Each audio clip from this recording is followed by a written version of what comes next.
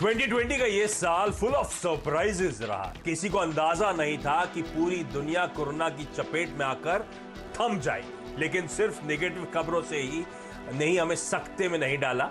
Vaccine development से लेकर economic recovery से जुड़ी अच्छी खबरें भी इसी दौर में आई। शेयर मार्केट जब पहली तिमाही के नतीजों से निराश था, तब दूसरी तिमाही में इतने जबरदस्त बाउंस बैक की उम्मीद शायद ही किसी को थी।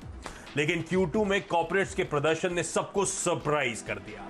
निफ्टी कंपनियों के मुनाफे में उम्मीद से ज्यादा 13% का उछाल, मार्जिन्स में सुधार, कई सालों के बाद अर्निंग्स अपग्रेड, ये सारी बातें Q2 के दमदार परफॉर्मेंस में की कहानी कहती हैं। इसीलिए अब हर कोई कह रहा है Q2 इट्स हॉट।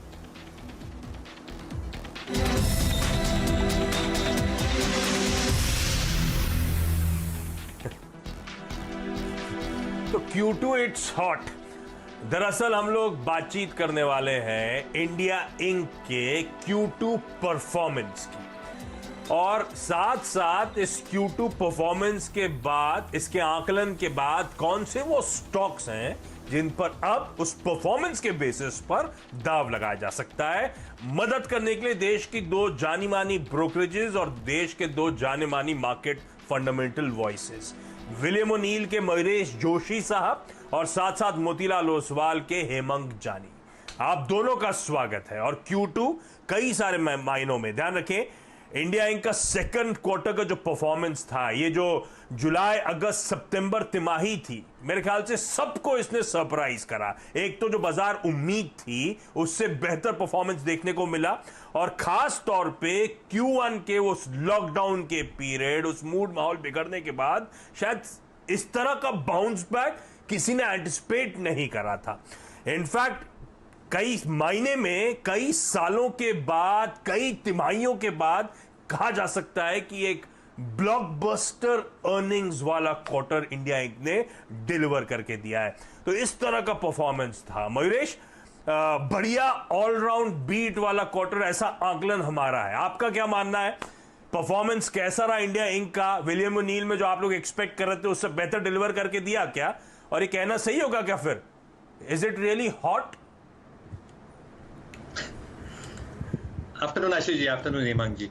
नहीं तो आपने जो आकलन किया था आशीष जी की, जो एक्सपेक्टेशन थे अर्निंग्स को लेके Q2 के, स्पेसिफिकली जो Q1 के लॉकडाउन के बाद हम बाहर आ रहे थे, I think the performance was very very good. तो I think across sectors, leading stocks इन दो सेक्टर्स ने जो बेहतरीन परफॉर्मेंस दी है, and it's not just on the bottom line, I think top line से बॉटम लाइन तक आई थिंक एक्सपेक्टेशन को बीट किए हैं परफॉर्मेंसेस। और management commentaries Ashish ji, I think management commentaries have been very very positive for lot of companies. जैसे economy खुल रही है, जैसे अनलॉक फेजेस स्टार्ट हो रहे हैं, अगले कुछ क्वार्टर्स और सालों का आई थिंक जो इन्होंने गाइडेंस दिया है, that is very very encouraging. तो आई थिंक जो वैक्सीन की खबरें आ रही है, जो इकोनॉमिक एक्टिविटी और भी तुल पकड़ी है अगले वर्ष में, I think all that probably gives support to the market and to the earnings perspective from the sectors and these companies. तो मुंबई में तो बहुत गर्मी है, बट रिजल्ट्स में आई थिंक जो दिखावा आया है, it's hot and it will definitely get hotter अगर गाइडेंस के हिसाब से Q3 में आंकड़े आते हैं। अच्छा, जब हम लोग कह रहे हैं इट्स, तो नाम तो सही है, फिर इसका मतलब Q2 इट्स हॉट, नंबर वाकई इंडिया इंक के बहुत अच्छा परफॉर्मेंस डिलीवर करा। अब इसे जरा पर्सपेक्टिव में डाला जाए, जब हम अच्छा कह रहे हैं तो दरअसल इंडिया इंक का परफॉर्मेंस कैसा रहा? तो CNBC आवाज में हमारे नंबर क्रंचर सुमित आपको आपकी स्क्रीन पे नजर आएंगे, जिन्होंने बाखूबी इन नतीजों के सीजन का आकलन करा है। सुमित, डिकोड करके बताइए नंबर्स के पर्सपेक्टिव से ये Q2 का इंडिया इंक का परफॉर्मेंस ओवरऑल रहा कैसा? देखिए, 5 फैक्टर्स खाली आप नजर रखिए, उन 5 फैक्टर्स से आपको क्लियर हो जाएगा कि ये नंबर्स कैसे रहे। सबसे पहली चीज आपने अभी कुछ देर पहले खुद ही कही कि डिमांड में एक बहुत स्ट्रांग रिकवरी आते हुए दिखाई पड़ी। तो पहला पॉइंट तो यही कि लास्ट क्वार्टर के कंपैरिजन में इस क्वार्टर के नंबर्स में डिमांड की बहुत स्ट्रांग रिकवरी रही। दूसरा, लगातार कंपनी अपनी कॉस्ट को कम कर रही है, स्पेशली IT स्पेस के अंदर, जहां पे वीजा कॉस्ट कम हुई, ट्रांसपोर्ट कॉस्ट कम हुई, जिसका इंपैक्ट कंपनियों के मार्जिन पर रहा। तो वो एक अच्छा पार्ट इस क्वार्टर के अंदर निकल कर आया। एक प्रोविजनिंग वाला पार्ट थोड़ा कम जरूर देखने को मिला। सरप्राइज हुआ ये, क्योंकि सबको अनुमान था कि शायद नंबर्स में NPS का आंकड़ा काफी ज्यादा रहेगा, लोन के डिफॉल्ट्स आएंगे, लेकिन ऐसा हुआ नहीं। लोगों ने रीपेमेंट किया, इसलिए प्रोविजनिंग बेहतर साइड पे आते हुए दिखाई पड़ी, जिसकी वजह से BFSI एक अच्छा परफॉर्म करके गया। कई ऐसे सेक्टर जो कि सरप्राइज रहे। सीमेंट सबसे पहला, डिस्पाइट मॉनसून के सीमेंट के नंबर्स बहुत अच्छे आए। इंश्योरेंस दूसरा।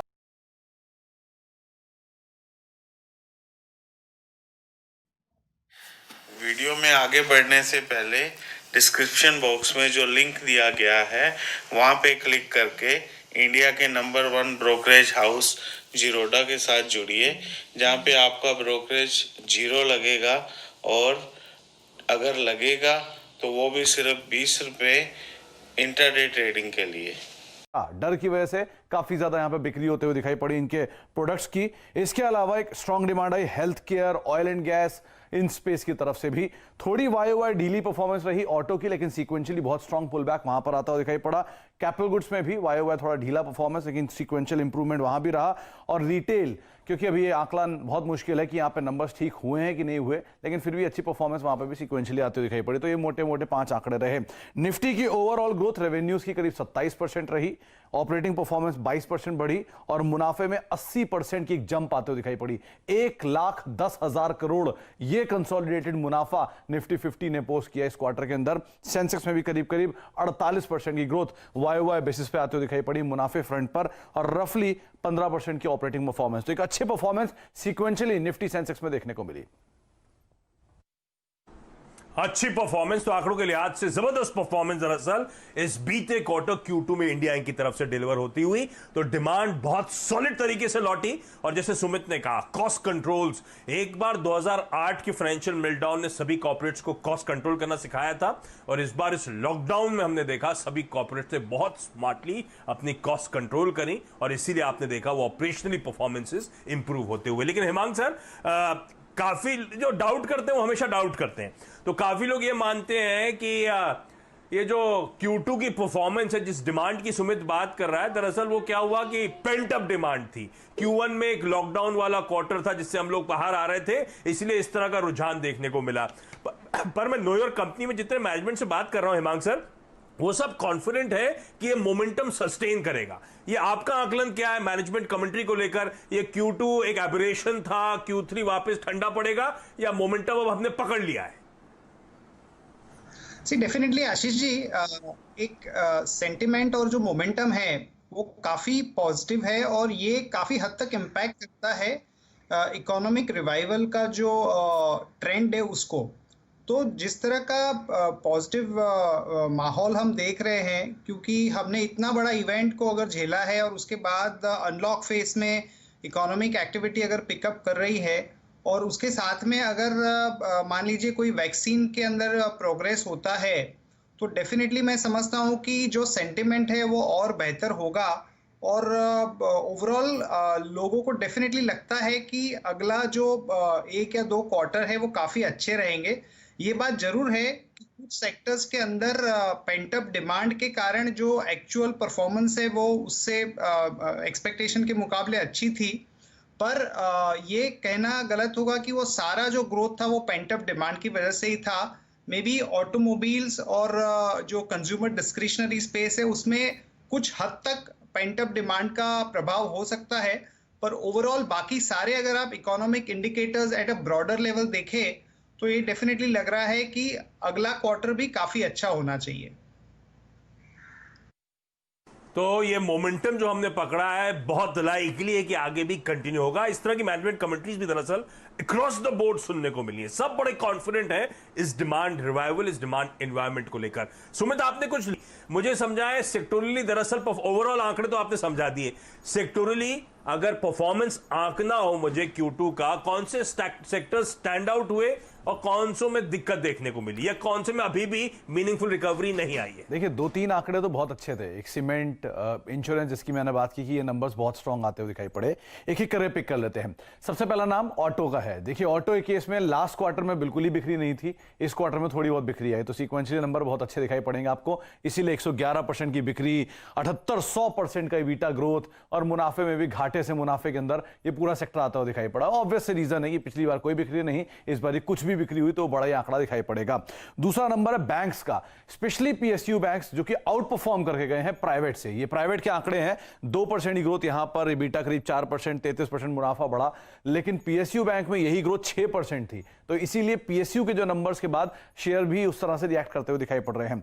तीसरा आंकड़ा सीमेंट का, और ये बहुत ही इंटरेस्टिंग रहा, 37% की ग्रोथ सीमेंट में। आमतौर पर मानसून के बाद ऐसा आंकड़े नहीं देखने को मिलते, लेकिन इस बार सीमेंट ने बहुत ही रोबस्ट परफॉर्मेंस दी। उसके अलावा 45% ऑपरेटिंग मुनाफा और 72% का मुनाफा, यानी कि कॉस्ट कमी का सीधा सीधा इंपैक्ट कंपनी के मुनाफे पर है और मार्जिन दिखाई पड़ रहे हैं, स्ट्रांगली परफॉर्म कर रहे हैं। मेटल सेक्टर ही घाटे से आता हुआ दिखाई पड़ा है पूरा, स्पेशली टाटा स्टील जैसे नंबर जो कि बहुत स्ट्रांग है, इसका रिएक्शन में देखने को मिला। सेल्स 45%, इबिटा करीब 150% ये बढ़ता हुआ दिखाई पड़ा। इसके अलावा आईटी, जहां पर बहुत ज्यादा फायरवर्क नहीं, क्योंकि यहां पर सपोर्ट जो था वो आता हुआ दिखाई पड़ा बायबैक की तरफ से। सेल्स करीब 3.5%, इबिटा 14% और पैट 14%। तो एक रीजनेबल ग्रोथ इस सेक्टर के अंदर भी सिक्वेंशियली आते हुए दिखाई पड़ी और यहां पर सबसे ज्यादा सपोर्ट रहा बायबैक का। इसके अलावा एफएमसीजी करीब 47% की ग्रोथ यहां पर भी आई, जिसमें 44% का ऑपरेटिंग ग्रोथ था, क्योंकि ये लास्ट क्वार्टर में भी परफॉर्म अच्छा कर रहे थे, तो इस बार भी इनकी ग्रोथ एक रीजनेबल साइड पर आते हुए दिखाई पड़ी। लेकिन रूरल थ्रस्ट बहुत स्ट्रांगली यहां पर मिला। और आखिरी में फार्मा, जहां पर करीब 20% की ग्रोथ देखने को मिली। पिछला क्वार्टर भी बहुत स्ट्रांगली परफॉर्म करके गया। इस बार सेलेक्टिव कंपनीज ने रोबस्ट परफॉर्मेंस दी, लेकिन बाजार ने कुछ हद तक डिस्काउंट करके चले थे इस तरह की ग्रोथ को। तो ये वो परफॉर्मेंसेस सेक्टोरली, और जब मेरे प्रोड्यूसर साहब ने लिखा था ना फुल ऑफ सरप्राइजेस, तो वाकई सरप्राइज है। जैसे सुमित भी कह रहे हैं, गाड़ियों की बिक्री, ज्वेलरी सेल्स, सीमेंट, स्टील, और ये सब तो छोड़िए, सीमेंट स्टील, घरों की बिक्री में जो रुझान देखने को मिल रहा है, वाकई सबको सरप्राइज करा है ना मयूरेश। इस तरह से किसी ने सोचा नहीं था कि इतना स्ट्रॉन्ग बाउंस बैक होगा। यहां हम डर के घरों में बैठे, घर से ऑफिस, ऑफिस से घर कर रहे हैं, और यहां पे across the board sales levels वापस रिस्टोर होती हुई। तो आपके लिहाज से कौन से सेक्टर स्टैंड आउट हुए? सीक्वेंशली कंपेयर करना तो मेरे ख्याल से गलत होगा, लेकिन प्री कोविड लेवल से बहाल हो गई ग्रोथ, इस तरह की कौन कौन से सेक्टर्स आपको पसंद आए, कौन से सेक्टर स्टैंड आउट हुए? फिर हेमांग सर के पास जाऊंगा वैल्यूएशंस को लेकर। तो आशीष जी, आई थिंक जो सुमित जी ने कहा, आई थिंक आईटी, फार्मा, इसको ब्रॉडली मार्केट ने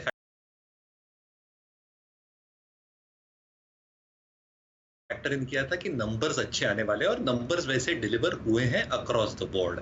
जो सेक्टर्स ने सरप्राइज किया पॉजिटिव एंड पे, मेटल्स, आई थिंक कोई किसी की एक्सपेक्टेशन या उम्मीद नहीं थी कि ऐसा एक बेहतरीन परफॉर्मेंस आएगा, बहुत वॉल्यूम फ्रंट पे, ऑपरेटिंग कॉस्ट जो कम हुई है बिटा फ्रंट पे, और इसके लिए आई थिंक जो मेटल्स एज अ सेक्टर है ये स्टैंड आउट हुआ था।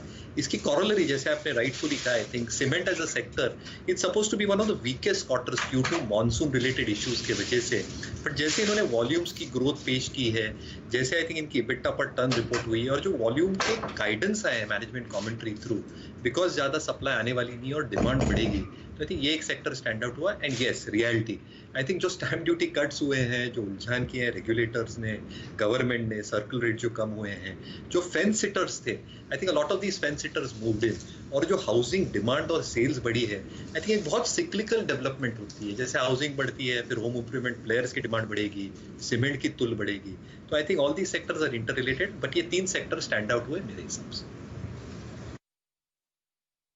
3 सेक्टर्स स्टैंड आउट होते हुए नजर आए। लेकिन हेमांग सर, ये ठीक है, परफॉर्मेंस Q2 की बहुत अच्छी, लेकिन उसके सामने रिकॉर्ड तोड़ तेजी हमने भारतीय बाजारों में आती हुई देखी है।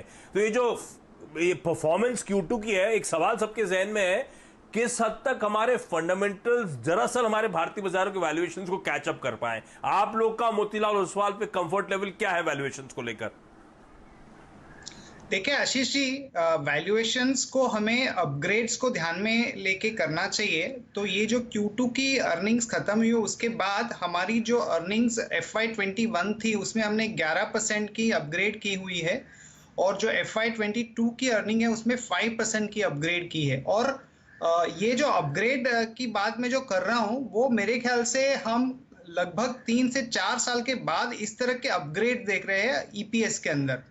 तो अब हमारी जो FY22 की EPS है निफ्टी की, वो लगभग 650 हो गई है, और अगर उसको ध्यान में लेके आप वैल्यूएशन देखें तो आज की तारीख में लगभग हम 20 टाइम्स पे कोट कर रहे हैं। और ये 20 टाइम्स नंबर हमें इस हिसाब से देखना चाहिए आशीष जी कि जब इकोनॉमिक रिवाइवल जो है वो अर्ली स्टेज पे है, तो अर्ली स्टेज पे जब इकोनॉमिक रिवाइवल होता है तो उसके बाद एक मोमेंटम देखने को मिलता है। तो मैं समझता हूँ कि वो मोमेंटम अगर अच्छा होगा तो ये जो 20 टाइम लग रहा है वो हमें इतना महंगा नहीं लगेगा। तो वो लिहाज से हमें काफी positive from a 2 to 3 year perspective things are looking very very strong. अगले 2 से 3 साल के लिहाज से बहुत अच्छी लग रही हैं, बहुत स्ट्रांग लग रही हैं हालात भारतीय बाजारों के, इंडिया इंक के परफॉर्मेंस को लेकर खास तौर पे। तो यानी कि अपॉर्चुनिटीज अभी भी हैं 13,000 के जोन्स पे जो भारतीय बाजार है, उससे घबराना नहीं है। स्टॉक स्पेसिफिक शायद रही है और आगे भी बहुत अच्छा मोमेंटम कई सारे स्टॉक्स इसके अंदर डिलीवर करते हुए नजर आएंगे।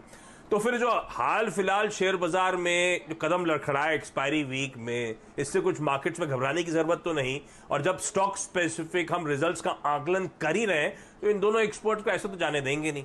एक काम करते हैं, छोटा सा ब्रेक के उस पार रिजल्ट्स के लिहाज से इनके सबसे प्रेफर्ड बेट्स इस समय कौन से हैं, कौन से स्टॉक्स पसंद करते हैं, ताकि हम और आपको अगर पोर्टफोलियो कंस्ट्रक्ट करना है तो पेन और पेपर रेडी रखिएगा। ब्रेक के उस पार इनसे जानूंगा इनकी सबसे अच्छी फंडामेंटल पिक्स।